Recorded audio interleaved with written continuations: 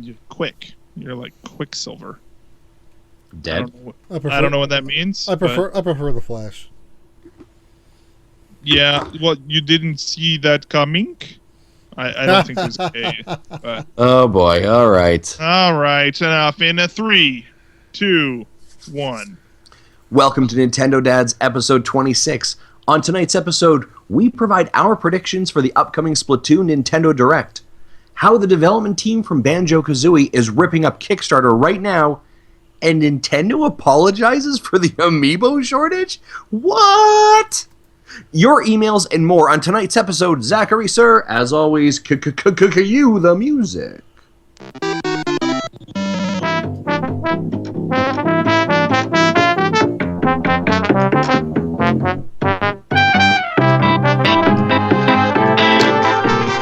Hello, everyone, and welcome to another episode of the Nintendo Dads podcast for May 6th, 2015. My name is Zach Erickson, and joining me tonight to talk all about Nintendo is Justin Masson. What's going on tonight, Justin? Nothing much. I feel like we were just talking yesterday. I know, right? I was actually saying before the show, in our text, this is actually like in a 4-day span. This is my third night of podcasting. I don't know if I'm like suddenly becoming like a Scott Johnson or something. I don't know what's going on. That's weird. You're a monster. I know, it's weird. But anyways, joining us as well tonight is Jesse Waldak, co-editor-in-chief of VGTribune.com. What's going on, Jesse? I feel it's just a slightly less monster since it's only 2 out of 2. Hey, man, you know what? It's always a pleasure, and it honestly feels like of all the ones that we do, even though I really love doing our After Dark shows, there's just something about our theme music that is quite unlike anything else that I experience throughout the week. So it's like a warm blanket. It really is. It's like a warm, jazzy blanket. Jazzy. Yeah, absolutely. Let's get into the news, shall we? Let's do it. Oh, hang on. That's wrong. Wait.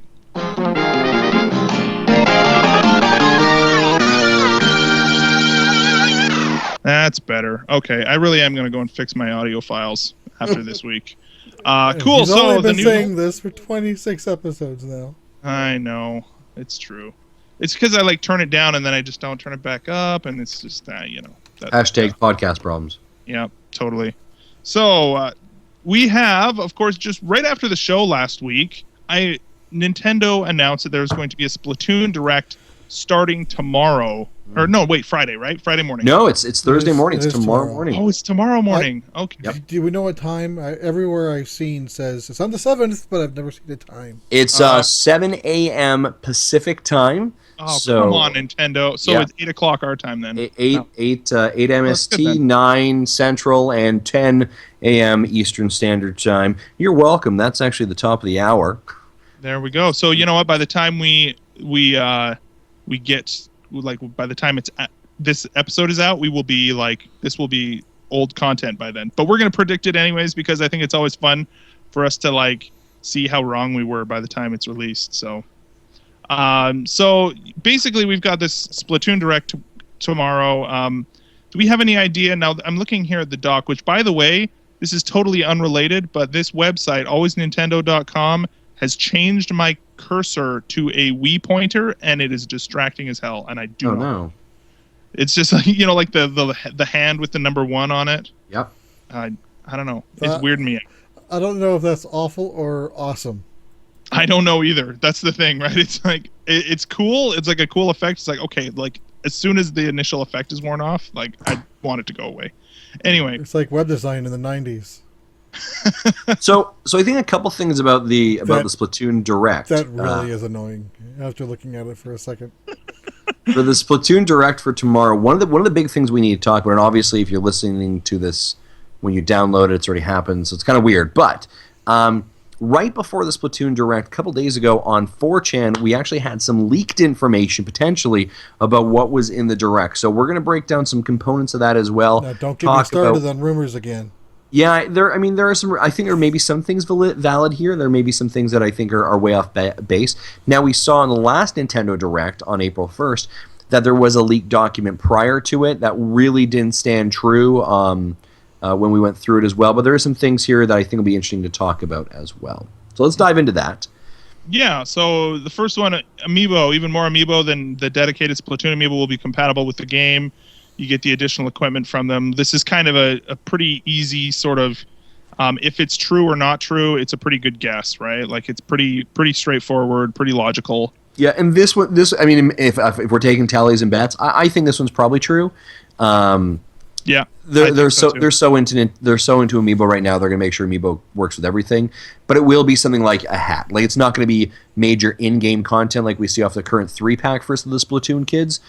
This will just be, like a hat or a weapon or something. Like it'll be one massive. piece of gear instead of a whole set. Yeah, exactly. And probably statless.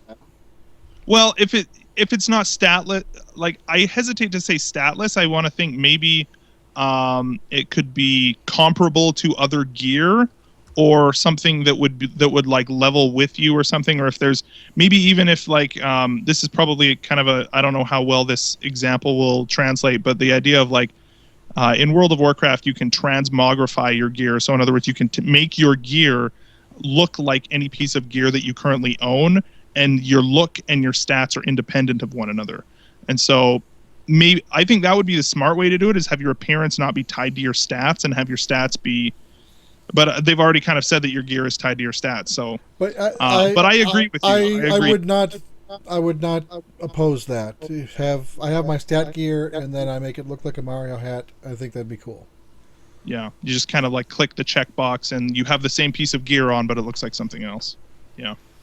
No, I think it's a great idea. I think that if they don't do this, then that's more of a surprise than if they do it for Amiibo.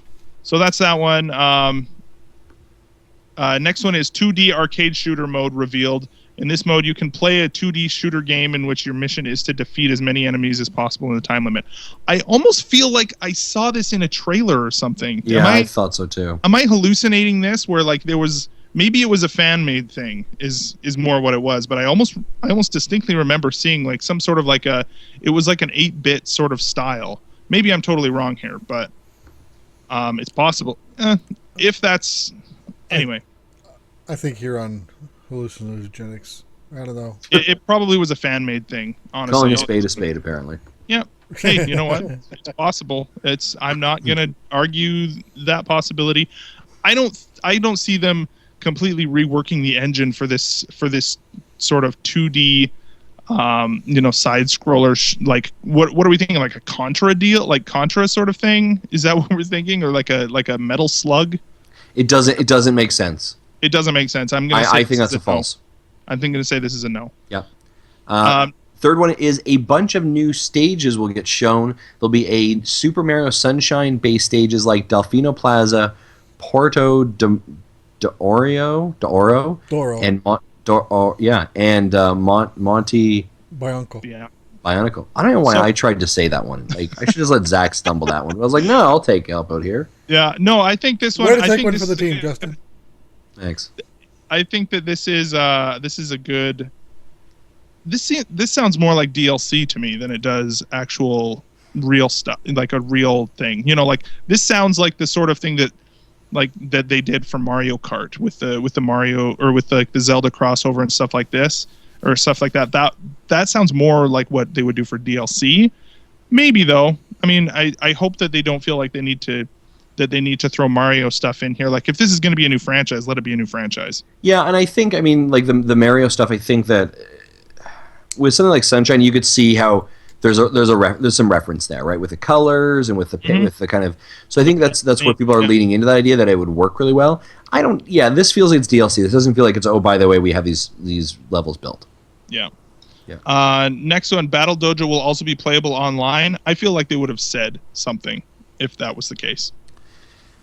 Like when you announce a game mode, why would you say it's only going to be local play and then later announce that it's going to be online as well? That seems weird, especially when the other mode that you announced is online. You announce it as online. Yeah, I think this is them really trying to play with the couch co-op. So I don't think this is an online at all. I don't think so. No. Team deathmatch mode announced. Here's the thing. I actually struggle with that one mainly because of and this will sound really like picky. Team Deathmatch mode announced.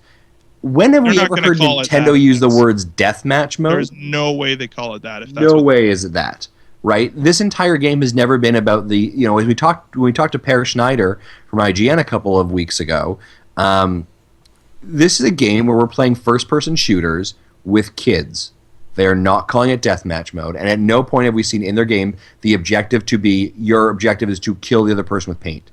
It is like yes, you can kill them, but it's not like headshot, you're dead, right? The objective is always cover the area with paint. 57% you win. Yes, you can slow them down, or in some cases you can actually like kill them, but it's a quick respawn. It's cute. It's not deathmatch. I don't think that's right. There may be a mode like that, but it's definitely not deathmatch mode. Yeah, it's not gonna. They wouldn't, even if they did go like the total GoldenEye route, where it is actually that, or if it's team based or whatever, and they do have that style of gameplay, they're gonna call it something else. They'll call it like Inkling Attack or something, right? Like it's not going to ever be called deathmatch. No way. No. Next one is campaign will be playable in different difficulty levels. Campaign features 28 levels with a total playtime of around 14 hours. That sounds like really specific numbers, and they're never going to say that in a direct. They're never going to say you're going to get 14 hours of gameplay. They would never say that. They might give the number of levels, but they're different. I agree, they wouldn't tell you the time. I don't even think they would do that, though. I don't think that's really. When have we ever seen them say? No, I mean, the last time that they did that was in Captain Toad, where they said 70 levels or something like that. New Mario U with the 80 some levels, but again, we're talking about 75 to 85 levels here, not 24, 28. Yeah, I don't think that sounds right. And not only that, but doing the math, that's a half an hour per level. That is a long level. And just do the math on that. Another video's talking about, I don't know if you want to talk about them or not, but who's had the same discussion and who's actually played the game says that he goes through levels in 5 to 10 minutes. So so that doesn't make sense. If you mastered the campaign on hard difficulty, you unlock extra hard mode, one-hit instant death. That's possible. I think that would be a good idea. I feel like that's their version of 200 cc's. Then tournament mode announced. In this mode, you can participate in monthly tournaments hosted by Nintendo or other players. Feel like they've been doing that a lot lately. Well, if they have, I almost feel like they've announced that already. Smash people have been waiting for that still. Yeah, that's true. Yeah. So that might be coming after launch. Honestly, I feel like maybe that's something that they're working on internally that more games could be able to use, and so they build Smash Brothers and Splatoon on the same sort of infrastructure on the back end. Yeah, I do think though. I think with what we've been seeing from Nintendo as of late, this idea, this tournament makes sense. And I think that the tournaments are great ways. Again, we've seen it being used through Codename Steam as of late, which is obviously new IP as well. I think this is a great example of continually having a game up in the conscience of the gamer and playing, right? Like, oh, there's a new tournament. Yeah, I should jump in and play that. I don't know necessarily, I think they're going to announce, by the way, we're going to have monthly tournaments, but I don't think it will be at launch. Do you know what I mean? I think it'll be a couple months later they'll put in a patch or something like that. Yeah, I don't know, maybe, but at the same time, they did have it at launch for Codename Steam, and that was actually part of building the launch hype of the game, or either that or giving people who bought the game something to do. I don't know people which could one. get it to work. Right. Actually, it was really fun when I did it, though. Although the idea in Codename Steam, this is a little bit of a distraction, but in Codename Steam, it felt like they trouted out this idea. Trouted? Is that a word? Anyway, I picture a lot of fish that swim towards the idea. They kind of. It's a past tense for fish. Yeah, they brought out this idea that they're going to have, if you do really well, then you'll get these titles that we'll be able to show off to other players. And it's like, I never even saw anybody with a title. I never had the opportunity to even see titles. I don't know where that came from. Which, by the way, Justin, even when me and you have Street Passed, have you ever had the Street Pass functionality in that game work? I've always only ever seen Codename Steam. Yeah, I've seen the leaderboard, and then it'll just show me as the only person on the leaderboard for my Street Pass, and then I won't get any coins for it. I had something occur when I was at the Calgary Expo, and I don't like I know I had it activated, and I know that I passed someone, but I don't understand like what I got from it or anything. Yeah, it's really It was weird. really odd. I was actually gonna, I think, ask you about that one day. I was like, I haven't ever. I have no idea. Anyways, so tournament mode, I think it's a good idea. I think it probably will happen. We'll probably maybe even see it in a similar way that we have it in Mario Kart 8, where it's just put in the numbers, set a time window, set the rules, go at it. Yeah. Okay, next one. Special promotion announced. If you purchase the game on Nintendo eShop before July 31st, you can receive a free download code for one of 5 possible games. These games are Donkey Kong Country Tropical Freeze, Hyrule Warriors, Wind Waker, Pikmin 3, Super Mario 3D World. I'm going to call bunk on that. Simply because they're trying to get people into stores with them to pick up those amiibo, and so why would they also push the digital copy? That's my feeling on that. Okay, I'm gonna. Jesse, you want to take it next, or you want me to? Take which one? I'll comment. Okay. I'll comment on this. I actually think that they might be doing this, and I don't think it's a bad idea. And I think that there is a hiccup to this one, but I'm going to tell you what my thoughts here are. I don't think that this is a digital only offer. I actually think that this will also be for those who purchase the game, the actual physical disc. But we don't have a Club Nintendo this time around like we did with Mario Kart. I realize that they're gonna try and provide some other kind of workaround to allow you the ability to get the code to download. There'll be some infrastructure for it. I don't know what that looks like. Here's a couple of reasons why I think this. They have the Splatoon package bundle that they have now with the console that they just released or just announced 3 weeks ago. We saw them do that with the Mario Kart 8 package right before the release as well. This is the exact same thing they did last year with Mario Kart, and it helps to move stock, right? Because you're getting another game. I think this helps to push people over. This is a very low cost for them. And what you're doing is you're basically saying, like, you're introducing brand new IP, which people may be questionable about, but you're tying it to a well-established IP that currently has a draw base. So, like, I've been thinking about getting Tropical Freeze for a while, maybe, but I don't want, $60. Well, now that purchase all of a sudden is like I purchased a $60 game, I get 2 games with it. Like, I think there's a value proposition for it that actually helps. And I think in a time where their summer catalog is a bit thin, this keeps people playing Nintendo games and keeps people purchasing content. I think this could actually be real. The glitch of it, though, and this is the point that you're making, Jesse, the part that I feel the most challenged with is the infrastructure unto which they will get that code to that individual.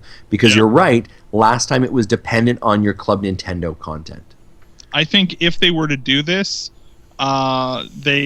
I feel like they would need to have their new system announced by then. Yep. And I guess here's the other thing. Maybe that would be a really cool way. They're saying, oh, by the way, this, like we're opening our new account starting today. Okay. So let me flip and say this to you. What if this says if you purchase the game before June 30th? Because your Nintendo Network ID is still effective until June 30th. You mean Club Nintendo? Club Nintendo is still open. You can't register anything, though. The registering of codes is closed. You can only redeem existing points from now until the end. Yeah, it's a simple code change in the background, right? Yeah, but they wouldn't do that. They're trying to roll it out. Probably not. They wouldn't turn it off just so they can turn it back on again for this one. This is the Hail Mary one. I don't know whether they're going to do it, but I think it's a smart idea if they do it. Yeah, if I'm trying to call it just based on my gut and that, I'm gonna call it as a no. But that's honestly more gut than anything else. Well, folks, it just doesn't feel right. You've heard that Justin's bet is this, and I'm betting against the guys. All right, there you go. I accept. I'm kind of on the fence. I can see it going either way. But if they do this, I hope they have a different set of games because I already own all of them. Yeah, that was the other thing, is that this selection of games is not very enticing. The only one I don't have is Donkey Kong Country Tropical Freeze. And I didn't either until Platinum Rewards, and I got it. Yep. I got it for that. So, not too excited about that list of games for sure. Finally, we have one here. The development team plans to release additional downloadable content in the future. Nintendo plans to give us more information in the future. first DLC shown. I'm going to stop right here and say no, this is not true, because there's no way. This is so anti-Nintendo that there is no way that they're showing DLC before this game comes out. No way. No. But having said that, it's saying it contains 5 stages. They're based on Mario, Pikmin, Animal Crossing, DKC, and Kirby. But like I said, no way that's happening. I agree with you. There's no way it's happening in this direct to tell them that there's DLC coming. That's my point. I'm not saying it's not gonna that the DLC is not gonna happen. I'm saying there's no way they talk about it tomorrow. That's exact, and I agree with you 100% there, Zach. I think it will be at the end of August of 2015. There will be some kind of mention or direct that here's packages that you buy, just like they did with the Mario Kart 8. Remember that team, that Mario Kart 8 team. I wouldn't be shocked if they got moved over to this project. Yeah, or some of them. Right? If they mention that they will have DLC, that's all they'll say is we will have DLC, and they'll kind of hint at it, right? They'll maybe show like a teaser image, but it won't be out for a while because they still have to make the content. They're going to say that. I don't even know if they're going to hint at it, because I think the problem is, like, when they did Mario Kart 8 and even Smash Brothers, like, they never explicitly said it ever. Like, it was kind of like, it'd be smart if they did. They made a brief mention, at least they had to have, at least at the time they patched it in when we could buy the Season's Pass. Yeah, when was that? May not have been August. a launch. It may not have been a launch, but at least that was like late summer, I think. Yeah, it was end of August. Yeah, like I said, like they're not going to announce it. Yes, yeah, it was. Yeah, they're not going to. That was when you could buy the multicolored Shy Guys and multicolored Yoshis. Yeah, I don't remember it being that late, but I'm probably wrong. Yeah, they're not going to announce it. They're going to make us think about it, and it will be 100% logical for them to do it. I agree with that, Jesse. They won't officially announce it, and they'll just subtly come out in a direct, like in the middle of July, about, oh, and by the way, you can do this, or just pipe it through their social media channels, which is what they did last time. Yeah. Right, for Mario Kart. So. Yeah, I don't know. And then finally, the demo version will be available on Wii U eShop shortly after the presentation. 1 online stage, 1 battle dojo, first campaign level.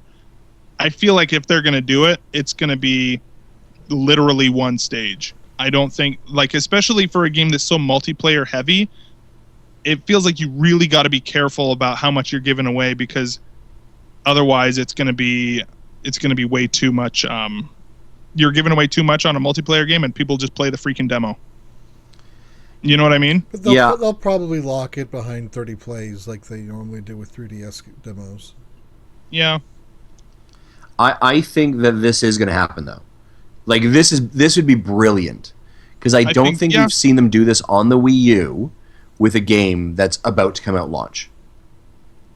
Right. I think doing an online stage maybe is the thing that makes me question it. Yeah. I don't know if they do an online stage. I think they'd be more likely to do the first few campaign levels and maybe the battle dojo locally. I can see them doing that, but the last thing they want is to put out a demo for free of this game and have it bomb their servers and have nobody want to play the game because the online's going to suck. Yeah. Well, yeah, I don't necessarily know if it's going to be online, but I think them coming out with a demo version right afterwards and playing it much like they did with Codename Steam is brilliant. It sold me on Codename Steam, right? Like, I was kind of sold on it anyway, let's be honest, but just based on the concept. But I think it sold a lot of people, frankly, and I think that it would have a similar result for Splatoon. So I don't know. I say overall, looking at this leak, I'm gonna call shenanigans on it, but it's a 4chan user, and who knows? I don't know, but I think that it's got a few good ideas, and it's kind of like when we talked to Alex about it. I don't know if it was in like when we actually were recording, or if it's more of when we were doing the after show or whatever. But basically the idea of looking at these leaks and saying, is this actually something that Nintendo would say? And looking at this list of things, I think, I don't know if Nintendo would actually say most of this. Yeah. So, is there anything on this list, guys, that you feel like this is obviously someone else's list? Is there anything else that we're missing that you think that's going to be brought out, toted out tomorrow at the Direct? I think they're going to show more of the of how the stats work, maybe sort of the kind of looking at when they've done this in the past. They'll flesh out the world a little bit. They'll flesh out what the sort of gameplay flow is like. So they'll kind of show a little bit more. Maybe they'll probably release some new information on cool new weapons, or what the mechanics of building out your, or I guess it's your build out or whatever, right? Like your primary, secondary, and special weapons. They'll kind of go into the mechanics of the game more, I think, and also just kind of talk about, or they'll feature more of the storyline, maybe, or the single player. They've shown that a lot, but they haven't, or they let other people play it, but they haven't shown it through a Nintendo Direct yet. And I think maybe they'll do more of that as well. So, I don't know. I also think it's very interesting. Like, if we look at the Direct, the information they provided us, they said we'll be sharing some squidtastic new details of the upcoming Wii U game via the Squid Research Lab. So it sounds like they're just having some fun with this as well, which I'm excited about. Kind of their approach. Nintendo is putting a lot of they're really doing a push on this from a media campaign perspective. They have this whole Splatoon Mess Fest, which is like a kind of a party that they're doing a couple weeks before the Splatoon release on the West Coast. They're doing some kind of like big like block party essentially.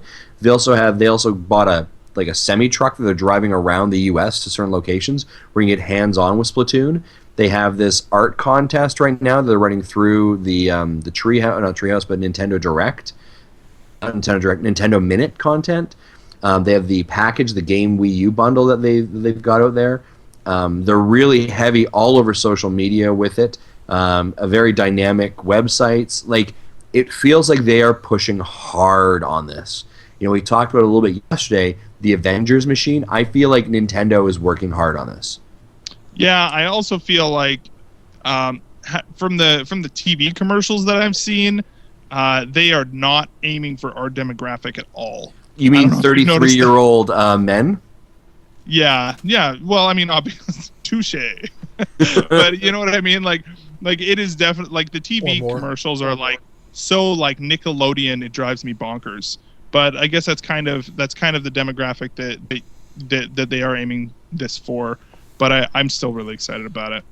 I'm jacked. Like, I am hyped for this. I cannot wait for this game to come out. What did this game get rated? Sorry? What did this game get rated? Oh, I think it's an E for everyone. Is it E or E10? I'm looking it up. Probably E. I would guess it's E. It looks like it's an E10 actually. Oh, is it? Yeah, it is. It's an E10. Cool. At least for sure, that's the U.S. version. Let me check the Canadian version. Yeah. What about you, Justin? What are you thinking for like your additional things that you would add to this? I don't really know if there's actually anything too additional I would add to it. I think that I would check if the Inkling Boy and Inkling Girl actually got some names, as opposed to Inkling Boy and Inkling Girl. I also wouldn't be overly shocked if we see another line of Amiibo to tie in with it. And I don't just mean like, hey, here's my Mario, but like, here are 3 new Inkling folks. So we have like a wave 2 of the Splatoon line. Yeah, because actually I'm kind of looking at some of their content they have. They have like a blue, orange, pink, purple, lime green, and turquoise kind of looks at these guys. Blue and orange are definitely in the set purchasing, but I think there's 4 others that I think they're going to kind of introduce as characters. But I mean, they've also other characters that they introduced. So I think this is going to be all about getting the hype machine moving on it. I'm excited for it. I'm really stoked to get my hands on this game, like I said. So yeah, I think it's going to be great. Right on. Hang on real quick. I just have paused this. Jesse, are you hearing Justin crackle out, or is it what's going on? He did get a little fuzzy there for a little bit. You're getting a little crunchy, Justin. Just so you're. I wonder if my backup's running right now. Is there any way you can turn it off? So you. Check right now. I'm gonna see if that's what's running. Bear with me 1 second, guys. No worries. For you, like the 3 people that are on the Twitch stream, this is live. Yeah. Another thing that just jumped out at me. Well, here I'll wait. I'll wait till we start recording again. Sorry, guys. Ugh. No worries. I just figured we might as well address it instead of struggle with it for the next Yeah. It's actually not. It's not me. Surprisingly, I have like 15 down now. Enter your time capsule preferences. It's just like set up to back up every Wednesday night at 10 o'clock. It runs. Actually, my next backup is in for an hour, so it's not that. I don't know what's going on then. We'll just have to keep an eye on it, I guess. Okay. Yeah. You sound fine now. So. Okay. Okay, cool. We're back. Gotta love Skype crackles. We're good. Anything else before we move on to the next one, guys? Another thing, Jesse, you were going to say something. I just noticed is looking at the article again, and I didn't think there was a Nintendo of France. I know they have one in probably in England, in UK, and that they had one in Germany, which covers the entire Europe region. I didn't think they had a France.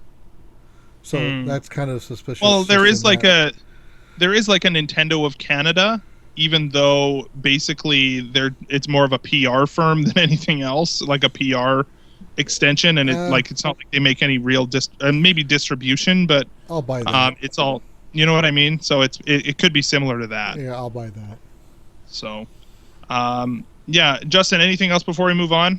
Nope. I unfortunately am in a meeting, so I can't watch this thing live. So I'm gonna have to catch up on the stream later. But I also have calls in the morning, so I'm not going to be able to live blog it like I normally like to do. So I'll have to catch it. You know what? This may end up being one of those really short ones, though, right? Like that Xenoblade Direct was like 10 minutes. Who knows?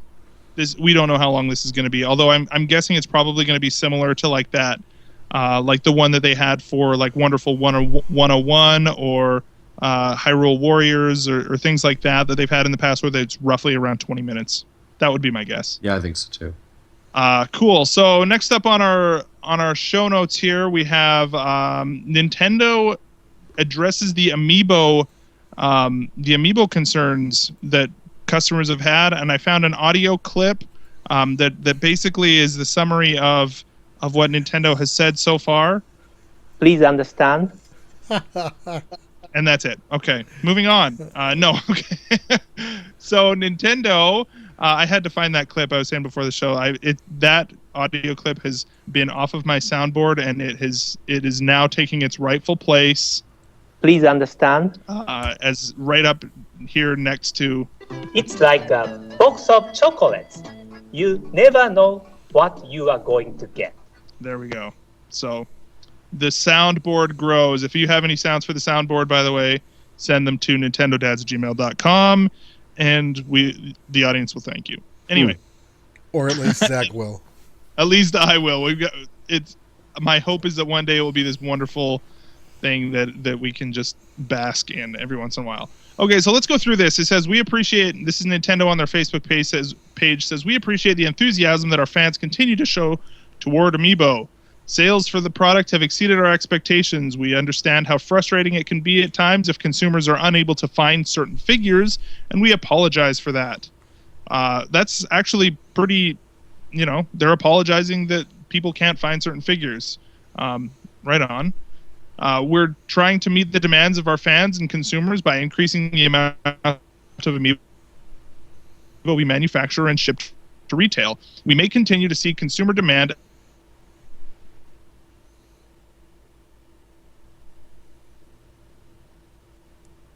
Did we lose Zach? Zach or Jess? You guys there? I think we lost Zach. I think we lost Zach. We did lose Zach. Apparently we lost my video too. Yeah. And your video. Oh no. I will bring in Zachary.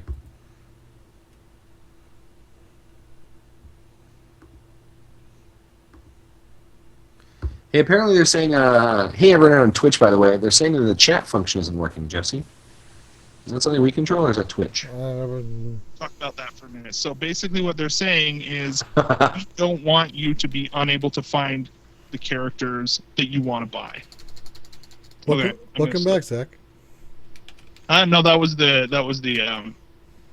audio. Okay. Skype? Okay, are we good to go? Yep. Okay. Okay, we're back again. Thanks, Skype.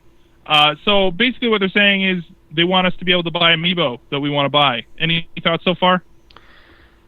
I mean, I'm not shocked that they... Okay, so let's say this. I'm not shocked that they want us to buy Amiibo. I am actually a little shocked they actually put out a formal apology in this context that they did. Mm-hmm. Because, I mean, I think that this... I was talking about this a little bit in our pre-show on Periscope. The Amiibo shortage, especially in the U.S., I think Canada not necessarily as badly, is a very detrimental component for their brand a little bit as well. I mean, they definitely did not think it would be the hype that it is, and they were not prepared with their stock chains, their supply lines, whatever you want to call it, to be ready for this. And they're kind of on their hind foot, and they got themselves in deep with the let's start off with all the Super Smash Brothers amiibos, and here's a new line, here's Yoshi, and here's cards. But I think they're also trying to address the underground market, right? Like Nintendo, you're now forcing me to pay $150 to try and buy a Rosalina. That's not fair. Now, let's boil it down. That's not Nintendo's fault necessarily, right? Should they have the stock? Yes, but like people run out of stock all the time. It all depends on how you decide to deal with it. But I am impressed they said something.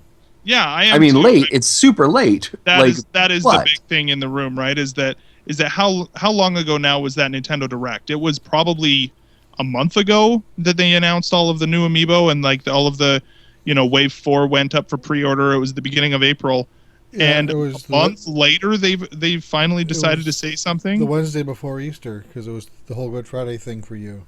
Yeah, that's right. Yeah, so like a month later they finally come out and say, yeah, we're working on it, guys. Sorry. It's great that they have finally pulled their head out of their behind and finally are self-aware enough to not, as all of the Amiibo madness was going on, meanwhile they're nobody can get pre-orders, and meanwhile Nintendo's posting pictures of like rare Amiibo on Instagram and saying, which one are you gonna get? And it, like, you look at the comments and it's just like, F you, Nintendo, and rightfully so for those people who are trying to get those and they're flaunting it and whatever. Interestingly as well, they kind of highlight the idea that they're remaining committed to keeping Amiibo affordable and easy to access as a platform to enhance gameplay experiences. These plans include Animal Crossing Amiibo cards that will become available by the end of 2015, and a free-to-download app for Wii U called Amiibo Tap, which of course they're just basically saying, hey guys, there's also this other stuff with the Amiibo that you currently have. Which, I mean, we'll get into Amiibo Tap in a little bit, in what you've been playing, but it's, I think it's good. They finally have said something. They didn't change anything in what they've said, other than they're going to try and bring back some of the other ones, which they've already said. Although they haven't told us even when Marth is coming back or when all these other ones are coming back either, right? Like, we have no idea. They've just said, oh, they're coming back too. And I'm just like, you know what? I'll believe it when I see it. Soon. TM. Soon. So I brought in the call. Of course, we're talking about Amiibo stuff, Zach. And of course, we've got our good friend of the show, Dave from Character Crunch, who is a big Amiibo fan. I'm curious about his thoughts on the Amiibo situation and the amiibo-pology. Dave, how are you? Amiibo-pology? Is that seriously? The Nintendo Amiibo-pology. How are you guys? I think amiibo-pology is the title of this episode. Nice. Hey, Dave. How's it going, buddy?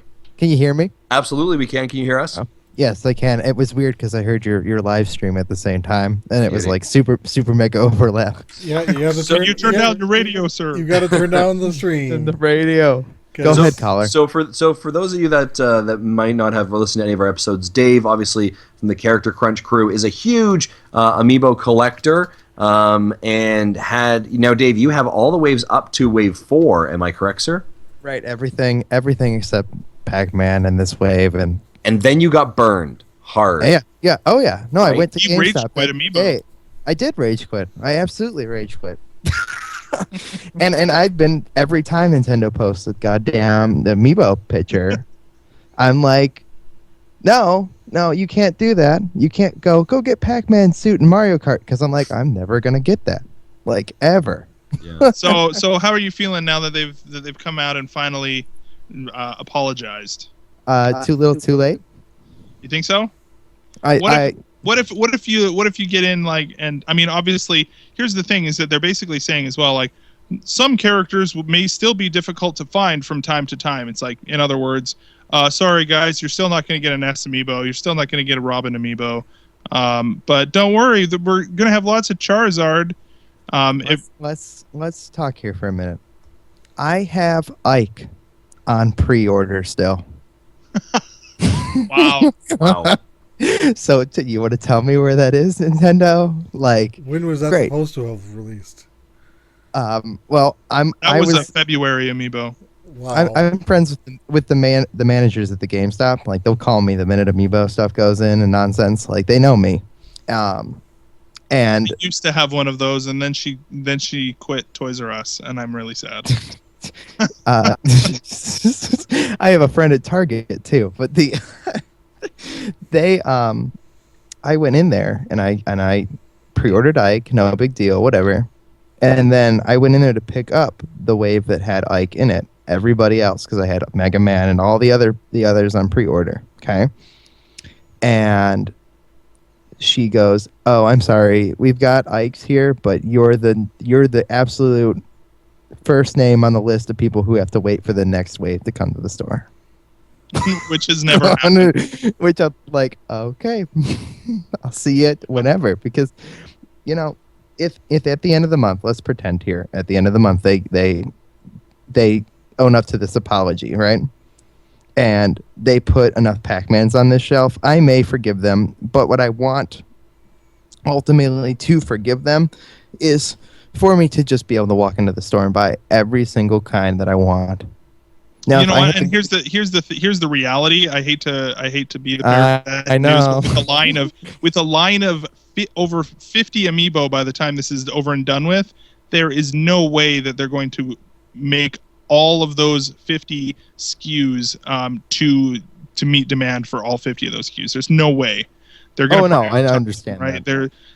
I don't think they're going to even make that many. Like, I think the ratio of common to uncommon, which is basically what we're seeing, is we're seeing common ones like Mario, we're seeing uncommon, and then we're seeing rare ones. So like the rare ones being like retailer exclusives and stuff like that. I don't think the ratio is going to change. I just think we're going to get more of each. I feel like I'm back to my Pokemon and Magic the Gathering days. I know, right? Like we're not going to change the ratio. I was 7. Yeah. And I couldn't get a holographic Charizard card for the life of me. Yeah. And now I can't get a Charizard amiibo. No. Well, I think Charizard's probably Circle of life. My dad continues to this day to call it Pokemon just to drive me nuts. And he's like, "You're still playing the Pokemon games?" And I'm like, "Yeah, they're still fun. They were fun when I was a kid. Oh, they're still awesome. fun now." This is what they've done with this amiibo thing is outrageous. I want a NES. I know I'm never getting it. Jigglypuff should have been a common. Jigglypuff's been in Smash Brothers since day one. So I feel like, Dave, maybe we need to set up some kind of courier system from the Great White North or U.S. or America's hat to you, sir, to get you some of the wonderful amiibos that I hate Zach to tell you, has. Justin, but we have dark amiibo days ahead of us because EB Games is no longer doing pre-orders. Toys R Us is doing like a one per person deal. It's getting rough over here too. We're living in the promised land for a couple more weeks. Yeah, just bask in it while it lasts, because it's not going to last much longer. I mean, the whole part of this that disgusts me are the people who are going in there and buying them to sell them. That is, it just breaks my heart. You know what, though? Because I want these to have them. Yeah, as mine. But that's like, I hate to be like the calloused sort of whatever, but that is demand. That is the what the American nation is built on is capitalism and supply and demand, and not that is necessarily justifies what they're doing. Go and find a more profitable market and not freaking plastic figures. But having said that, that's supply and demand, right? And the demand being that high, that it's a profitable opportunity to for people to do that. So there are 28 amiibo hung up on the wall behind me. Okay, they retail for $14.03 a piece. Mhm. American. Okay, I've spent $378 on Amiibo. That costs more than my Wii U. If this isn't profitable, you're telling me I don't believe you for a second, because these cost them 3 cents to make. No, Well, I know that. But what I'm saying, it's definitely what I'm profitable saying is for that Nintendo, but it's more profitable for the third parties. it's even more profitable for the third parties than it is for Nintendo. Those scalpers are making even more per unit on them than Nintendo is. Right? Just to quite a spite bit. these scalpers, because I know, Justin, you're never going to buy Rosa and Luma for your kids. Son of a... I'm ready to ship you one of the two I have, because I've given up. Like, I have two. We need to chat offline. Yeah, I'll we make can that chat happen. offline. We can make this happen. I don't want to pay for it, but I will send it to you. Like, You will make that happen, buddy. all right. Sweet. Right All right. Awesome. Thanks, Dave, for jumping in, buddy. Yeah, no, it's great to see you guys again. You as well. All right. Have a good one, man. And to remind everyone how much I spent on my one amiibo, I spent $0 because I had a $15 off coupon for any in-stock item at GameStop. So, You know what? So the 3 Splatoon amiibo that's coming in beginning at the top of June are the first amiibos I'm actually paying for. I applaud your dedication to fight the man. I don't know. Right on, Jesse. You're looking at this. Let's move on to something a little bit less controversial, shall we? And more just exciting and fun. Talk to me a little bit about ukulele. But the land of currency exchanges, apparently. Ukulele. I'm playing the video. I kind of thought that video was going to actually just let me watch it, but there's no way to turn it all the way down. Never mind. Sorry, continue. Right. Yeah, I actually didn't. There's a Kickstarter from I'll quoting the Kickstarter here. The creative talent behind Banjo-Kazooie and Donkey Kong Country reveal an all-new platforming adventure for consoles and PC. Initially announced as Project Ukulele, as in the instrument. It was on May 1st when this Kickstarter started. It got an official name of Yuka-Lele, and just like Banjo-Kazooie is two characters that play together, one named Banjo, one named Kazooie. Here we have a lizard named Yuka and a bat named Lele. Mm-hmm. It looks like.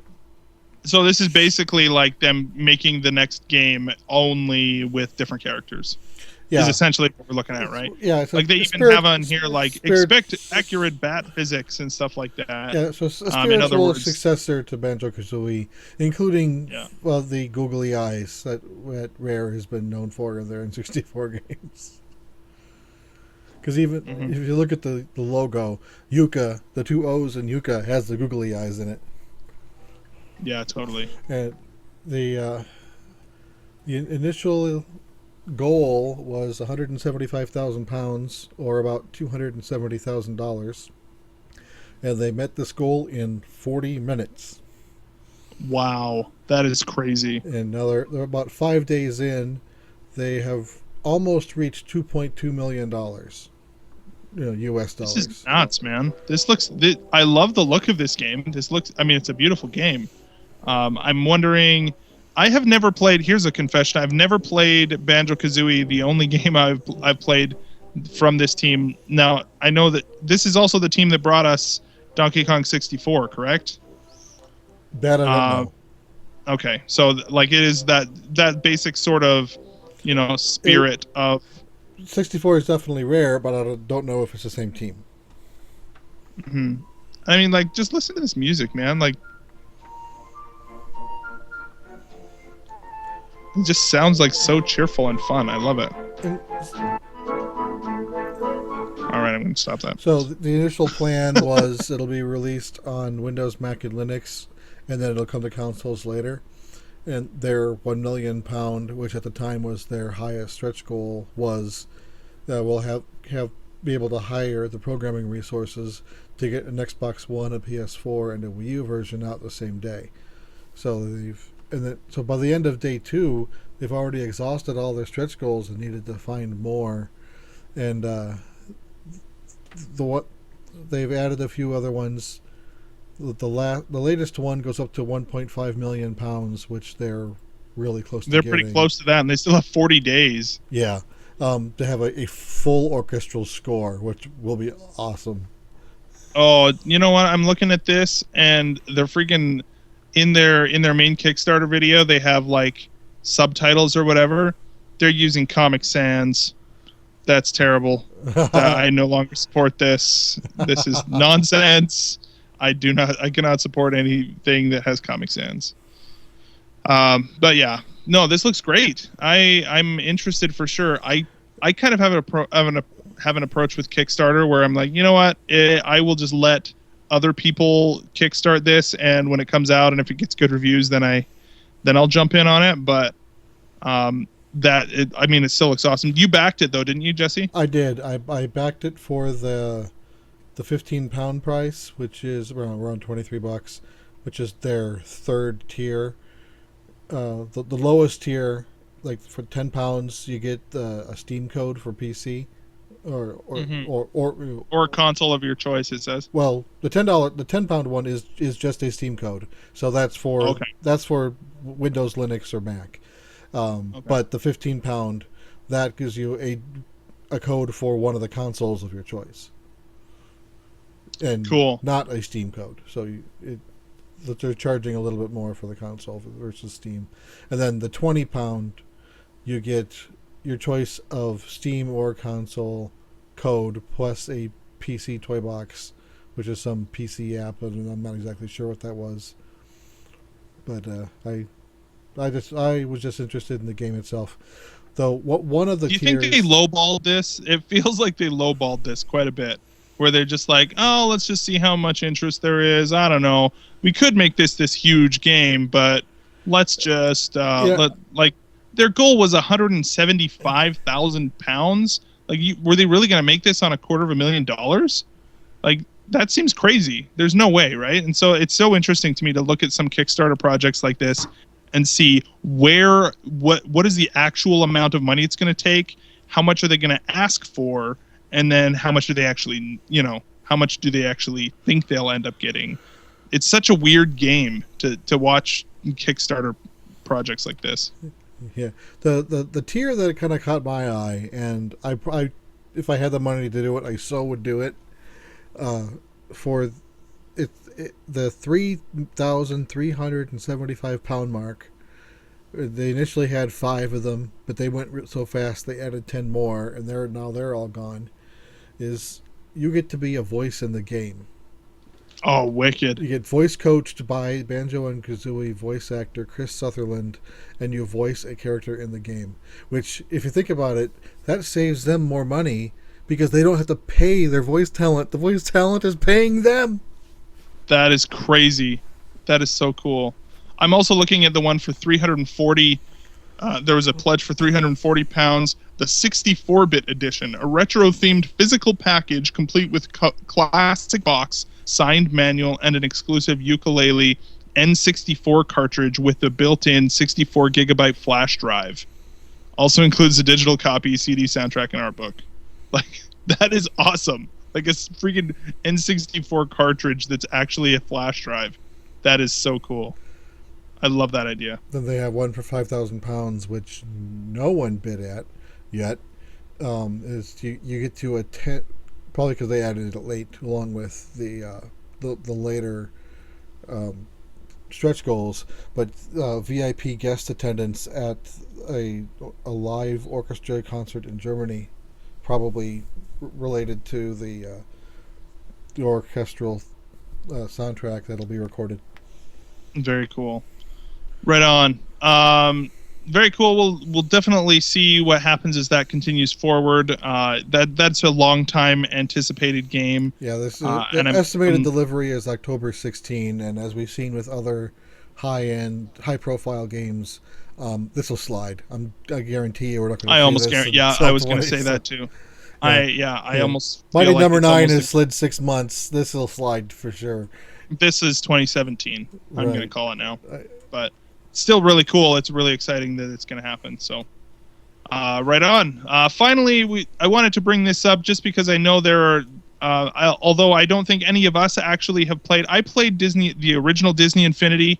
I think it was mostly because Amiibo came out at around the same time, and I was more interested in picking up Amiibo. But I didn't play a lot of the Marvel one. I'm kind of eyeing Disney Infinity 2.0 a little bit more now because, like EB Games and Best Buy and all those guys are trying to clear out some of their Disney Infinity 2.0 stock, and so I'm a little bit more. I think I can get like some of this stuff on the cheap, which I'm excited about.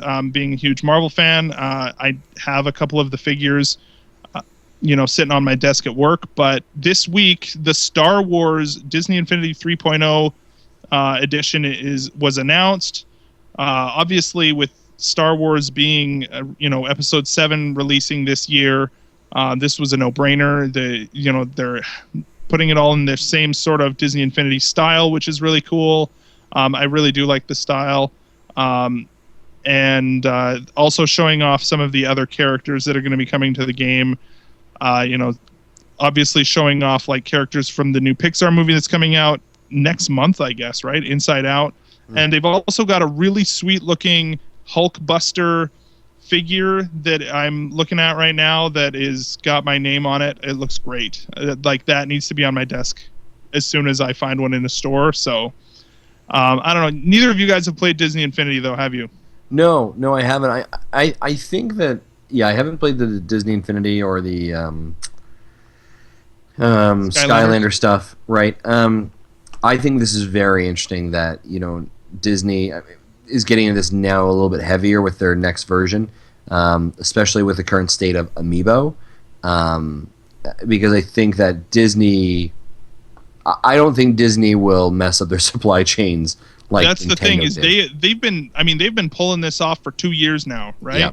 Where like and I do kind of have a problem with how they package some of their characters. Like there are certain basically how it works is because it's a single game, you buy the starter pack. So specifically for like the Marvel edition that has been the last year. So they have the figures, which are basically the same price as an Amiibo, right? For an individual figure, but some of the figures only come in a toy or a play set pack. So for example, if you want to play Guardians of the Galaxy, you have to buy the play set.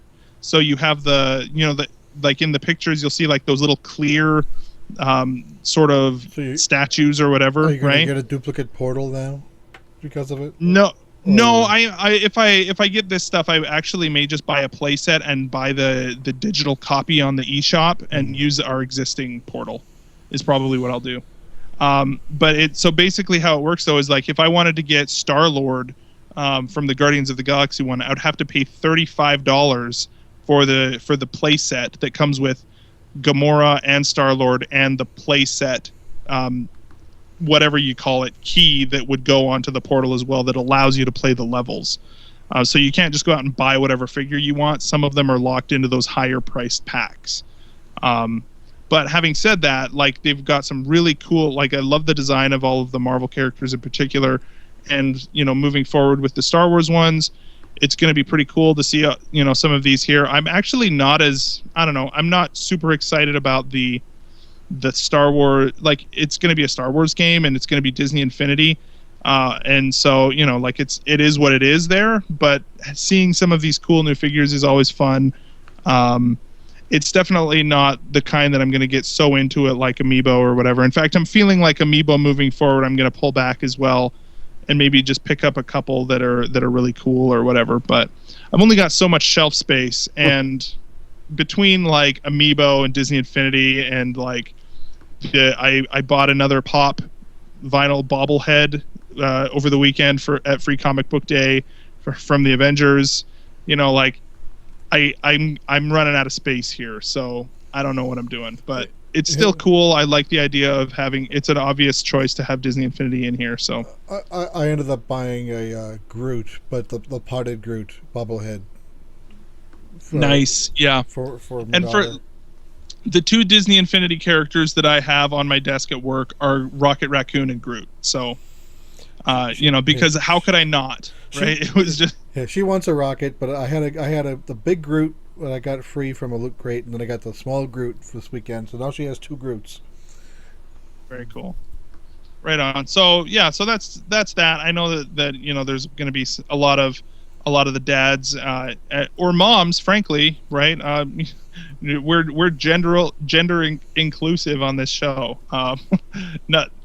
Anyways, I definitely think that there's going to be a lot of people that are excited for that. So let us know if you're excited for it, and we will talk about it as well if we get more insight on that. So right on. Let's head into what we've been playing.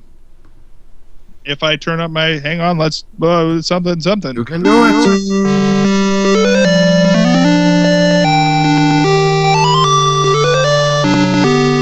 Man, I'm gonna fire my soundboard guy.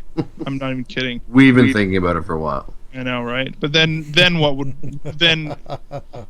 would you do without his charm? So this week, Nice. I have been playing Amiibo Tap, Nintendo's Greatest Bits, which, as we know, You never know what you are going to get. right, it's absolutely like a box of chocolates. Now, Jesse, you said have you played a little bit of this as well? I know you only have one Amiibo, but I did, and if you anyone who watched my Twitter, I posted my reaction to the one game that I got. I said something along the lines of, "I probably got the one game I didn't want." which one was that? Kirby, the Nice. NES Kirby. Oh wow, there we go. Yeah, I'm looking at this picture here. Yeah, Kirby's Adventure. That's awesome. Yeah, No, it's not. I actually sat down with like my huge pile. Like one night, I sat down with my huge pile of Amiibo. I have like 15 Amiibo now. I think between me and my son Amiibo, and like just went through the very first one. I was like, it's so weird because you sit down and like you have to have an Amiibo to play this game, right? And so I sit down, the very first one, I'm like, this is appropriate. I'm going to take Mario and I'm going to do it. Boom, Super Metroid. And I'm like, That's a good one. that doesn't make sense that Mario is Super Metroid, but okay, cool, sure. It's just random. It's totally random, right? Because- Which is what we said, right? I mean, like, come on. You never know what you are going to get. Which is absolutely true, right? So I ran a little experiment with my son because I know some games each user has their own save state. So I wondered if he loads the game under his user, if it would let him pick a different game. But there are some games that use a shared game state, and this is a shared one because as soon as he loaded it up, I could tell right away that the Kirby was lit. So Kirby was already unlocked. So using the same Amiibo would let him play a Kirby game.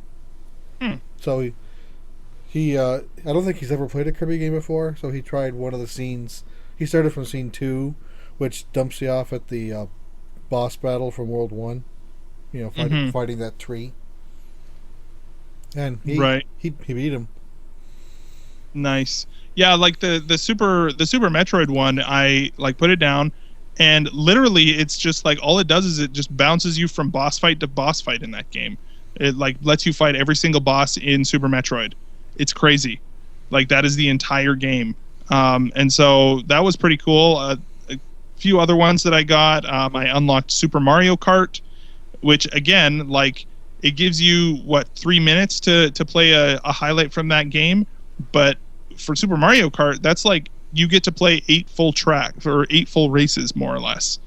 Within the time limit, you have enough time to beat the race, at least the first one. And the last one being the full Rainbow Road.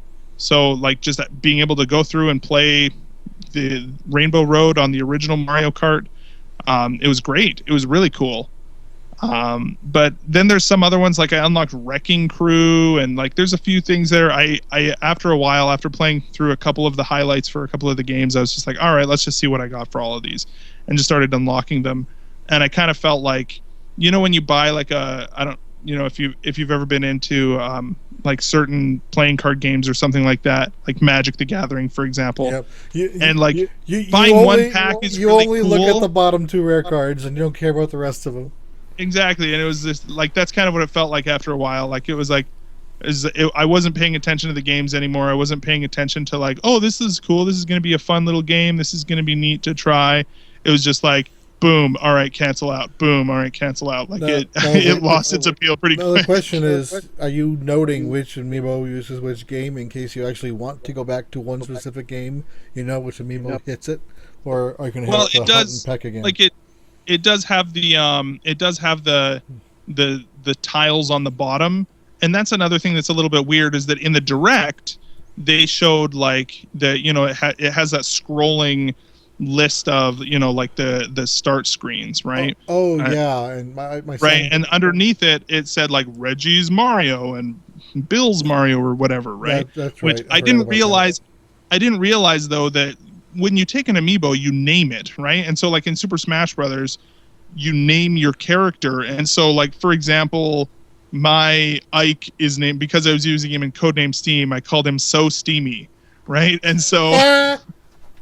And so every time I go, like I scan Ike in there, and it's like underneath whatever one it was for Ike, it just says underneath it So Steamy, and I'm like, oh really? Like that is just the name of my amiibo for Ike now, I guess. That is awesome.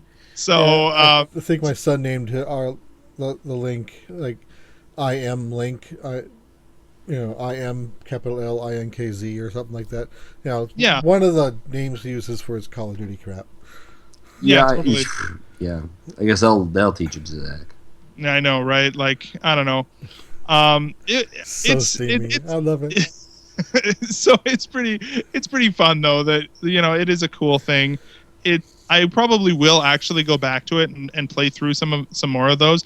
I actually realized afterwards that there was a couple that I hadn't scanned by the time I was done. But so I do have to go back, and I think I have like Diddy and Bowser that I still need to scan in that game. But it is fun. It's a cool thing to go back to. And there were a couple of times. There was one. What's the game? There was a Kirby game that I had never played before. It was a Super Nintendo one. I think it was Kirby's Dream Land 3 or something. But the opening title music to that game was like obscenely like really obnoxious and fast and like over the top. And I was like, what is going on? And it caught my interest, and it's a game that I otherwise wouldn't have been that interested in. But then I actually started playing it, and the art style was pretty cool, and got me interested enough in that game that I'm like, this is kind of cool. Maybe I'll actually go and play through all of the highlights. I don't know how much it's going to actually draw people to. Maybe if that's the kind of experience that I have with other games, though, and I think, this actually may be worth my money. So in that sense, to go and buy the full Virtual Console game. So I think it actually could be a really fun thing. It is definitely. This is also coming from somebody who didn't really jump into the Nintendo ecosystem until the N64. So I missed most of the NES and SNES generations in general. So a lot of this retro stuff does actually land pretty well with me. So anyway, Justin, have you had a chance to try it at all? Yeah, I've had about 15 to 20 minutes with it when I got back to give it a shot. Kind of same thing as you, popped down a couple of amiibos. First one I popped down was Zelda, and I actually got Legend of Zelda for the NES. And I was like, okay, that's interesting. Next one I popped down was, so I thought, I know they weren't supposed to be directly tied, so I thought maybe it was just randomness, but we'll figure it out. Next one I popped down was my daughter's Princess Peach, and I got the original Metroid, and gave that a bit of a go, and then I popped down Toon Link and got Super Metroid for the SNES. So began to kind of see that there was a different functionality with it, or sorry, different, definitely not tied to the amiibo was associated with necessarily. A couple things I did notice, like, the 3 minutes starts immediately, right? Like you got to go fast. Where sometimes, you like to try and acclimate yourself to the system. Okay, Sonic. Yeah, and then the next thing that's very, very predominant is the go directly to the eShop button in the right-hand corner, totally, right? Like they're pushing you hard there. We mentioned this kind of with Pear a couple of weeks ago. again, I don't think that this is, first and foremost, this is not a game. This is an application. This is a preview window. It is a gateway into getting someone else to buy another game. This is not a game. I know some people were talking about actually like how would you score the Amiibo Tap? You shouldn't give this a score. It'd be like giving the Weather Channel a score, right? Like it's not a game. It's just a platform to accentuate gaming a little bit for you. As we were saying to Pear, this really is a bridge device, and I think, Zach, you just spoke about it. This is a bridge for those who didn't have an NES or a SNES to get them into some of the games and try them and play it. So I think it's a brilliant marketing tool. Mm-hmm. Yeah, I agree. I liked it more than I suspected I would. So yeah, for sure, it's definitely something that's going to be that I will be, and it'll be something really fun for my son too. I think something that maybe he'll be like, oh, what is this? And just over time being able to kind of introduce him to some of these other games that he wouldn't have been introduced to otherwise, and sit him down and say, listen, boy, this is what the classics were. And in my best 19 whatever accent, radio accent, I don't know why. But anyway, yeah. So anything else that anybody else has been playing this week? Justin, have you been playing anything else? I had my flight back from Boston. I was playing Striker Gunvolt. We talked about it last episode. Was doing fine. Like I didn't really have much to report other than it's fun and you should pick it up. But I had a really weird experience. So and I want to just ask you guys your thoughts on this. It's very much built from the same vein as like the Mega Man. So you get to choose a boss or a level. Excuse me. Apparently 2 nights of podcasting is wrecking me. Come on, man. I know, right? Like, man, I need a coffee or something at 10:30 apparently. So you choose a level you want to go to, your boss, like Woodman or whatever. And you go in there and you beat him, and then you choose your next boss you go to, right? Like you kind of continually go. The game doesn't save after you beat the bosses. What? Wait. You have to manually go out, go to the menu screen, and select save. Okay. Which I thought was the dumbest thing I've ever seen a game do. It's so retro, man. I'm surprised they didn't give you passwords. Like I was like, "Are you kidding me?" So I had actually finished a couple bosses, and I was like, "Well, I'm done for now," and I shut my system off. Oh. Turn the system back on. I'm like, "Wait, what?" I had to go back and do it again. No way, dude. Yeah, I was like, "This is bunk." Like I don't know who designed that, who thought that was a good idea. And like, but you're right, Jesse. It's very retro, and there are some in all the wrong I think in all the wrong areas. Like that is like why I think that Codename, or what is it, Shovel Knight was so awesome, was because it was retro in all the right ways and knew when not to be retro in the wrong way. Yeah. Right? I was just shy of expecting to see a tic-tac-toe board of like B2 blue dot, C4 blue dot. Yeah, that's right. That's what I meant by the passwords. Yeah, like I was like, this is ridiculous. So it's a great game. It's a lot of fun. I enjoy playing it. Very cool. And I mentioned before, very Japanese, very kind of manga story and value to it. But I was like, how did that get past QC? Like, how did someone say that was okay? But yeah, that's crazy, dude. I love it when like it's weird when that kind of stuff happens. It's really bizarre. Cool, Justin or Jesse. What about you? What else have you been playing? Like I really haven't been playing much of anything else, but I have more fun with Sony for the continuation from last week. The saga continues. Yeah. So Please understand. Right. So after I got the hard drive working on my PS4, the next morning I fired it up again and I had no video. So I called Sony and have arranged to have it sent in for repair, which one is going to, they say right off the bat they're going to wipe the hard drive. So awesome. So I put the 60 gig back in. So the 100 to 500 gig back in, so they're wiping the one that came with it. And since I've owned it for like just over 12 months, like 14 months, I had to pay for the repair, which I'm not surprised about that. It was about $140, which is actually less than I expected, considering Nintendo charges $100 for a 3DS repair. Yeah, they. I think that's pretty standard. That's what they charged me to fish the chip out of my Wii U. Right. So I was expecting to pay up to $200. Half the price of the system. So 140 isn't bad. So they hit my credit card and left it as a pre-auth and said they would finalize it when they receive the unit. So I sent it off. As soon as I got the box that they sent me, and they got it today.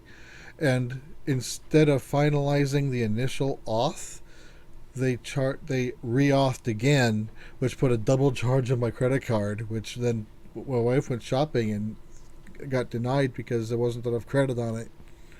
Oh, jeez. So I had to move money from one account to another to make it work. So while I'm sure that the first pre-auth will go away and I'll have that money freed up again, it just still kind of ticked me off a little bit. Thanks, guys. Yeah, so knowing that they're going to, they'll either do a repair or replace with a wiped hard drive. As soon as I get the system back, I'm just going to slap the 2 terabyte drive back in it and then reload the OS from there and start it as if it started over from at that point.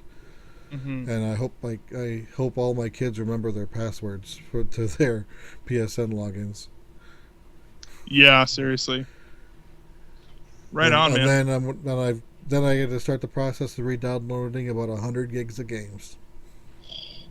Do you have like unlimited data or anything like I don't know what that's like over there. But I think AT&T at one point have said that they were going to start capping over $150 a month, but I don't think they ever started. So right on. I'm not really worried. Right on.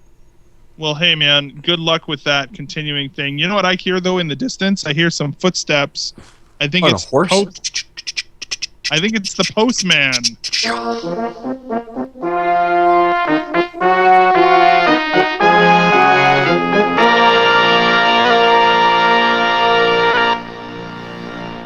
Yeah, that continues to be...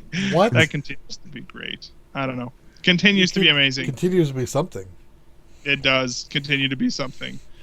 So the Jesse, postman be generous this week. I know we got 2 awesome emails this week. Justin, why don't you go ahead and read the first one? Sure. The first one starts off, "Hello, Nintendo Dads. My name is Holton, and I'm from Lloydminster." Hello, Holton. Nice to meet you. "Even though I'm not a dad, I still really enjoy your podcast. It's a nice middle class edge I identify with. I recently fell back into my 14 game Zelda hole, so I'm wondering, what's your favorite Zelda game? What's your least favorite? And which one do you consider, in your most unbiased opinion, the best? Details are appreciated.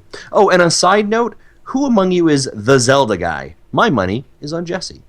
Well, and he mentions that Holton's favorite Zelda game is Twilight Princess. Interesting.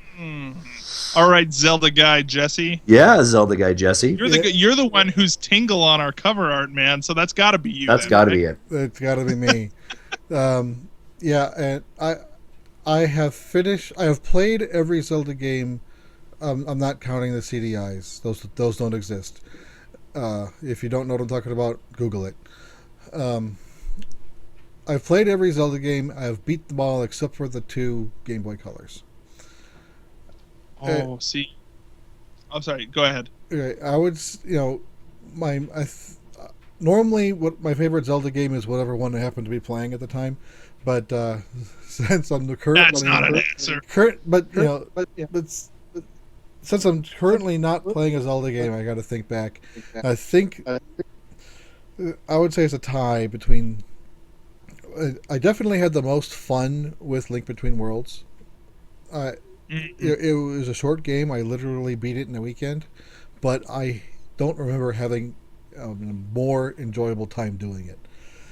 And then I would say for my favorite console, I think would have to be Wind Waker. What is it? The HD remake just adds very little, but what it does adds is nice, especially the speed sail that just saves a lot of hassle later on. Mm-hmm. I'm trying to think. what about your least favorite? That one is almost a harder question because they're all so good, right? Like, Yeah. I'm almost thinking the original NES Zelda has filtered down on my list over the years, mainly because it at the time there was no Zelda formula, and that really didn't get that started until Link to the Past. Um, mhm. but it's glitchy. It's you can get into situations where you can't get out of pretty easily, and that's one advantage of having a more linear system like the more modern Zeldas is you're not going to be able to fall into you're not going to hit level 7 without a sword yet, things like that.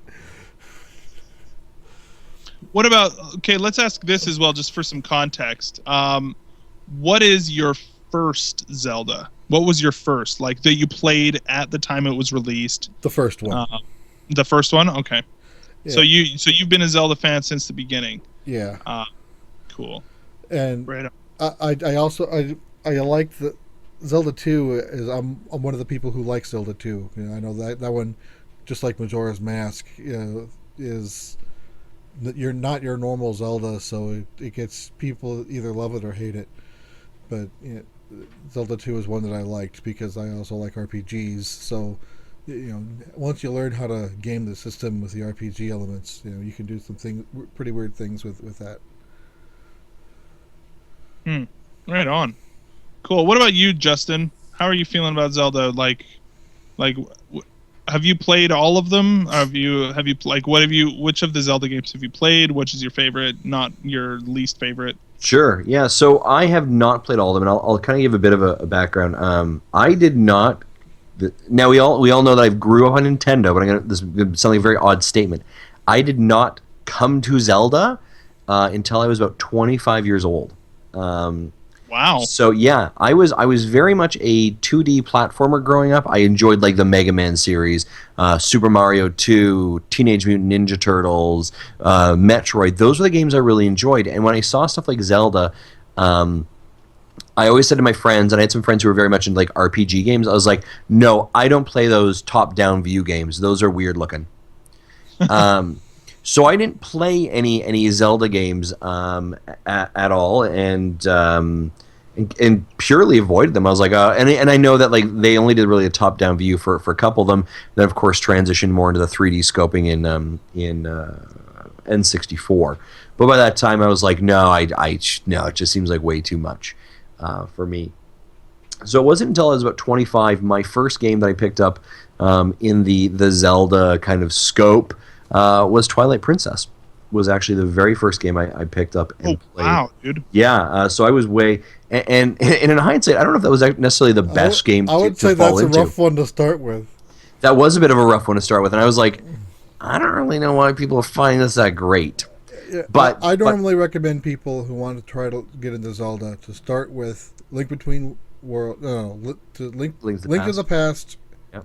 and or Ocarina of Time. Yeah. And then you branch out from there in either direction. Yeah, so I picked up Twilight Princess, and I'm gonna be honest, like I thought, okay, well the Wii experience. GameCube or Wii? I picked up for the Wii. Okay. So I thought, okay, this will be a very interesting experience for the Wii, and it was one of the first games that came out for the Wii.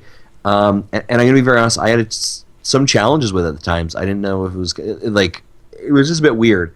What I did from there though is I got a DS for Christmas. And was provided, and I got Spirit Tracks? No, Phantom Hourglass.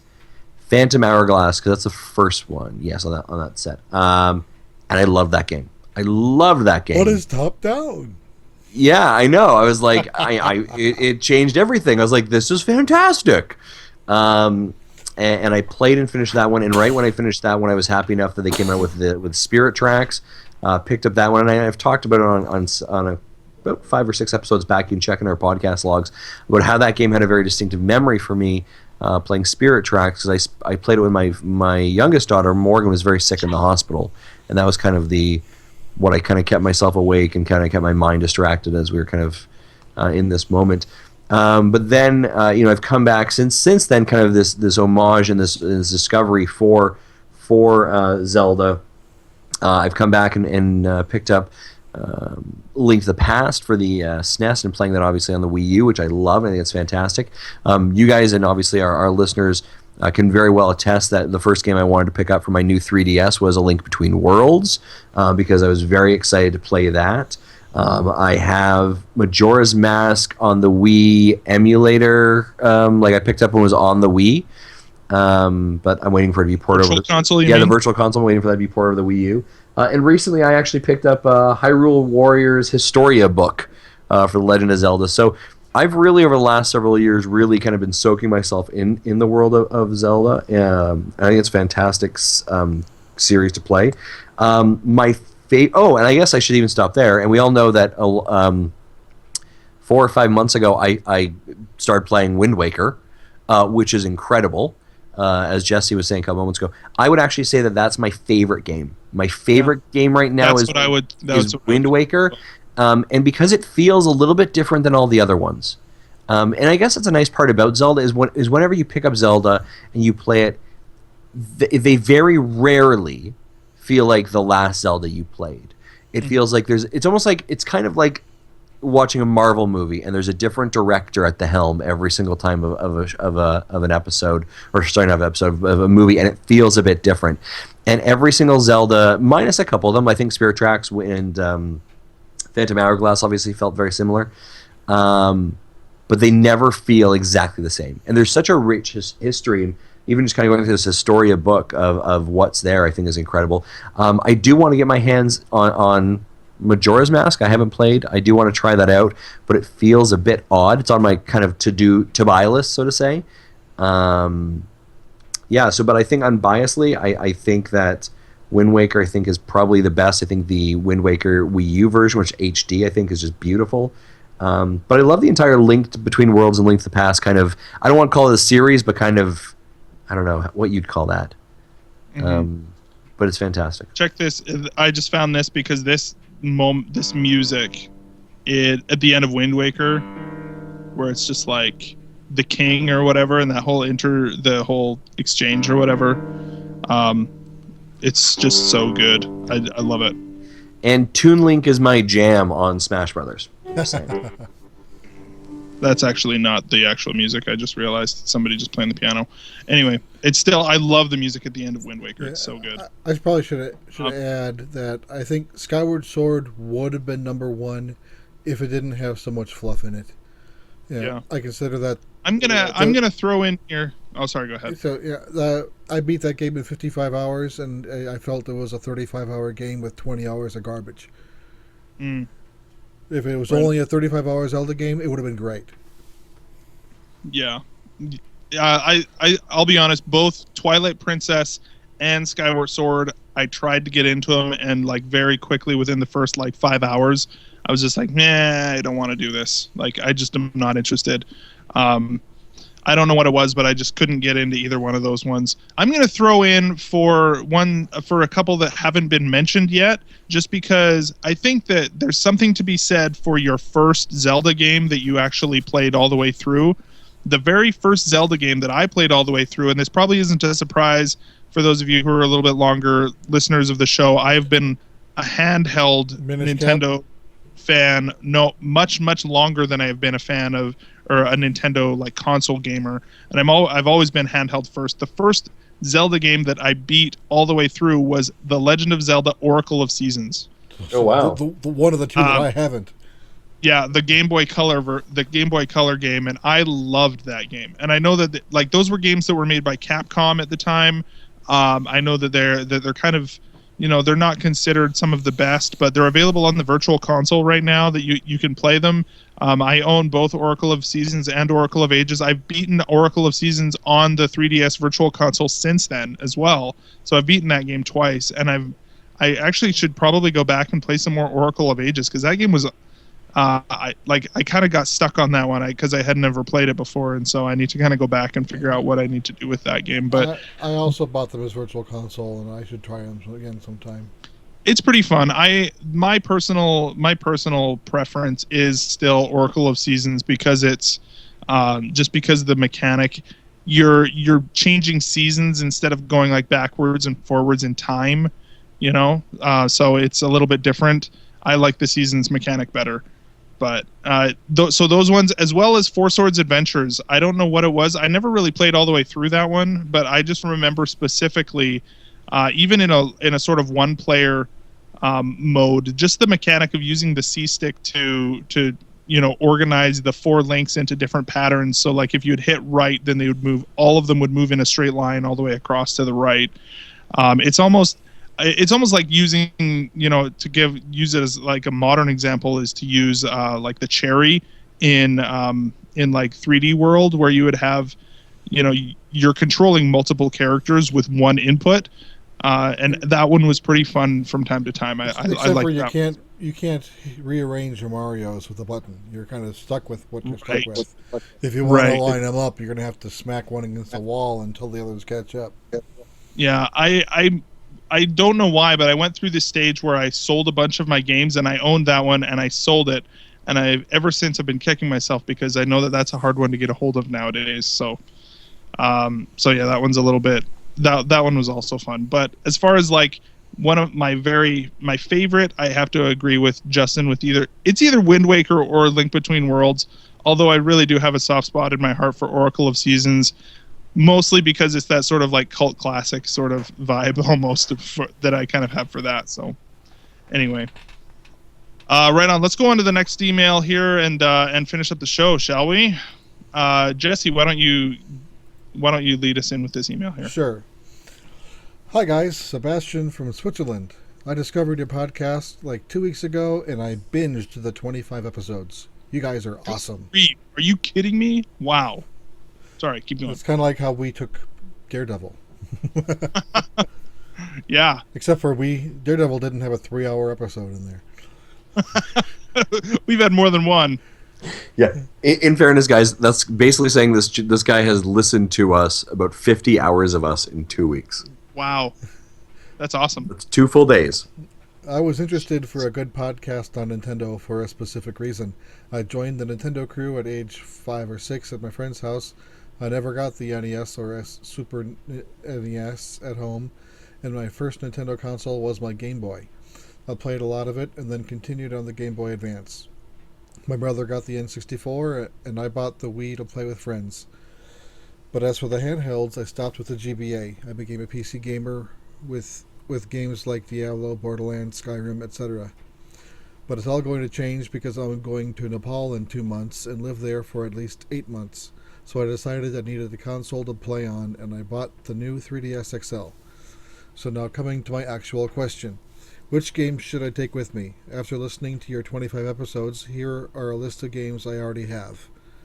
A friend gave me Ocarina of Time 3D, Mario Kart 7, Paper Mario Sticker Star, and Anno, a game on DS. And then he bought Zelda Link Between Worlds, Pokemon Omega Ruby, Zelda Majora's Mask, thanks to Jesse, Fire Emblem Awakening, thanks to Zach, and I played 5 minutes of the demo and fell in love with it, and then Zelda Phantom Hourglass and Zelda Spirit Tracks. So that's it. Which game did I miss? I tried the demo of Codename Steam and did not like it. Same for Monster Hunter 4. For Monster Hunter, I guess it's because it's the game that I would need a mouse and keyboard to feel good, as with any first-person shooter. I don't think I can play them with a controller. But should I pick up Xenoblade? Zach didn't seem to like it so much. Is there any other old game on 3DS or even the DS that I must play? Excuse me. Thank you so much, guys. You're doing an amazing job. And Justin, keep saying... Is this why you wanted me to read it? Keep saying Mario. Please, please. Mama always says life was like a box of chocolates. You never know what you're going to get. Sorry for the long mail. You never know what you are going to get.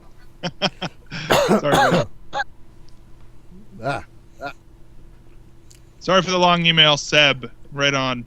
I'll just finish it off for you. So Sebastian from Switzerland, thank you so much for your email.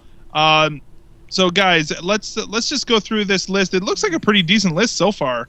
Like, holy cow, we've got, Ocarina Ocarina of Time, Mario Kart, Paper Mario Sticker Star, Zelda, Four Pokemon. Zelda games will last you 300 hours right there. Probably. Yeah, that's you got some good Zelda games in there. Fire Emblem Awakening is going to last quite a while. Anything in there, Jesse, that you can see that's not just to kind of address his question. If you didn't like the demo for Codename Steam, the game is basically that demo, right? Like, would you agree with that, Justin? Yeah, I mean, yeah. If it didn't hook you in the demo, it's not hooking you in the game. So you're smart not to jump in there. Yeah, Monster Hunter 4, it's a similar sort of thing where unless you like there are some people who really, really love grindy games, and I think that Monster Hunter is for those people. Like, for example, like my brother and his friends, they're the kind of people who like will play Pokemon and will like grind to like to really get into like the Pokemon breeding and all of that kind of thing, and really like min-max. That's for that crowd. Although again, the controls, you can get used to the controls, but if it doesn't catch you, then it doesn't get you. I mean, like, whatever. Xenoblade, I think if you can get into it, like if you like RPGs, then you could get it. If I liked it, but it didn't grab me. I'd say if you like MMOs more than just RPGs, because I like RPGs, but this one isn't clicking with me. It's because it's not really JRPG in the traditional sense of like turn-based strategy. Like I almost feel like in Xenoblade the combat system is more involved than I would like. I think is the best way that I can describe that game. Right. I think of it like like an MMO where you turn on an auto attack button, and then while you're just swinging your so many damage per second, but default weapon, you're hitting other abilities to buff you up, to debuff your opponent, to buff your, it is team. That's a good way of explaining it. Yeah. It's a very active combat system for sure. Other games that I can think of off the top of my head that are missing on this list, Kid Icarus Uprising, although if you have a problem with controls, that may not be one that you want to look at. I almost think that game needs a demo, but there's no way they're going to get a demo nowadays. But I loved that game from like this sort of, it's kind of like playing through a Saturday morning cartoon. I just love that game. The other one I can think of is Animal Crossing New Leaf. Because that game you can sink a ton of time into. It's really great. It's a really, looking at a lot of these games, it is a really fun game to just sit back, and it's almost like it almost serves as meditation in some way, where it's really relaxing and you're just doing your chores and talking to villagers and planting fruit and harvesting fruit and catching beetles and fish, and it is super relaxed, and I love that game. I haven't played it for a long time, but I put a lot of time into that game when it came out. So if you like RPGs from the late DS game, Radiant Historia, if you can find a copy, it had a pretty limited run. And how about you, Justin? Oh, sorry, go ahead. And if you like puzzle games, I would say Picross 3D. Yes. Oh my gosh. Yes. Picross 3D, frankly, is the best DS game out there. I agree. I think I've played through it 3 times at least. It hands down, like that is one of the few games that engages my ADD so well that it engages the hyper focus, where it's like, oh my gosh, 5 hours has gone by. What is going on? It's insane. So like it's such a good game. I love it. What about you, Justin? So I mean, I think a couple things I would say to Sebastian from Switzerland. First, thank you so much for this email. We appreciate it. And also, safe travels to Nepal. Obviously, a lot's happened there in the last little bit, so safe travels, and hopefully everything will be all right with you. Yeah. Totally. So I'm guessing for a couple things here. If you said you bought a new 3DS, I'm guessing also with your statement of that you bought some of these games, probably downloaded them onto your actual SD card, not cartridges in some cases. Because a couple of games I'm going to recommend are eShop games for you to pick up. It sounds like you obviously love your Zelda games and and I think it's awesome. A couple other games that I would recommend. I mean, like I said a couple moments ago, I'm a bit of a platformer. I would definitely recommend Shovel Knight. Shovel Knight should be on there as an eShop game to pick up. This email actually came in obviously a little bit earlier. Some games that I have been looking at that I want to pick up that I have not yet is Luigi's Dark Mansion. That might be one that you might want to pick up. You mean Luigi's Mansion Dark Moon? Yes, that one. Thank you. Luigi's Dark Mansion is a very different show altogether. But I know that one's on my list. A couple other things that I would say. Sometimes, like, I go through my library and I look at the games of, like, I almost have, like, 3 categories. Like, games, like, I'm going to dig in and I'm going to be playing for, like, 3 hours. I have that a lot of time. A Link Between Worlds is a great example of that, or something like Codename Steam. Then I look at games that are like, I have an hour to play. A game like Gunstriker is a great example, or Xenodrifter, where you can dive in for a little bit. And then I have what I would call like I have 10 minutes to play. I don't have a lot of time. It's kind of in and out. A couple of games I'd recommend there for you to possibly pick up is Box Boy, which is a fun little puzzle solver, and Mario Party Tipping Stars. Mario versus Donkey Kong Tipping Stars. And these are just games where it's like you can just pick up, you can play for 5-10 minutes, and just put down. So it's kind of it gives you a bit of a selection that you can choose from. So whether you want to kind of go, how long do you want a game for, and what are you looking to get out of it? Those are a couple things I'd recommend to it. But I mean, this is a great list, Sebastian. And you're definitely not going wrong with any of these. And safe travels. Hopefully everything goes well. And I will, of course, continue to say Mario. Absolutely. We wouldn't have it any other way, frankly. So, right on. Thanks again, Sebastian. And safe travels. And let us know how your adventures in Nepal go. And, we hope you do some good over there. So and binge listening 25 of our episodes. Like I said, guys, that's like over 48 hours of audio that we've produced. So hats off to Sebastian. Well done, sir. Absolutely. Are you kidding me? That's nuts. Right on. I don't even love myself that much. So just say right on. Okay, cool. I'm gonna get our music here as we lead out there. So anything else before as we kind of wrap up the show tonight, guys? Just remember, guys, the Splatoon Nintendo Direct is tomorrow, 7 a.m. Pacific time. Though by the time you've downloaded this and listened to it, it'll be past that time, so that may be a moot point altogether. Yeah, right on. And of course, you can always find us at vgtribune.com. You can follow us on Twitter, Facebook, and Instagram at Nintendo Dads.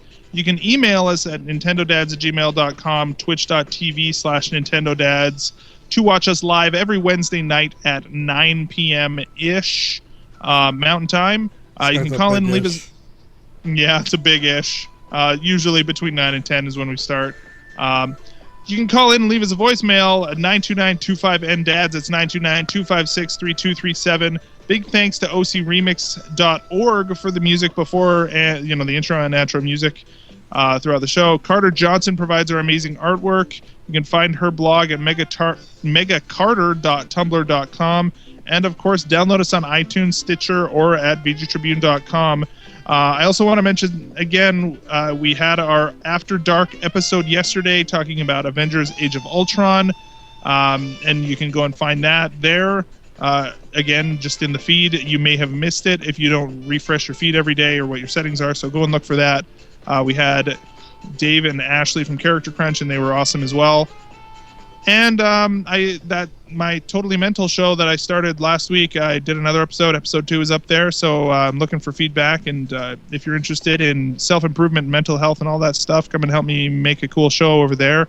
You can find that at Zach Erickson. That's ZACERICKSON.com. Right on. Anything else as we head out tonight, guys? Give you guys the last word here. Big thanks to obviously Holton and Sebastian for emailing us in. We love fan interaction, whether it's through Twitter, Facebook, or emails or phone calls. So please, guys, like Zach said, feel free to reach out. We love our community. You guys are the reason we do this, and the support you give us is tremendous, and the love you show us is awesome. Thank you. Absolutely, thank you, and we will see you next week. So steamy. So steamy. So steamy. That might be the episode title right there.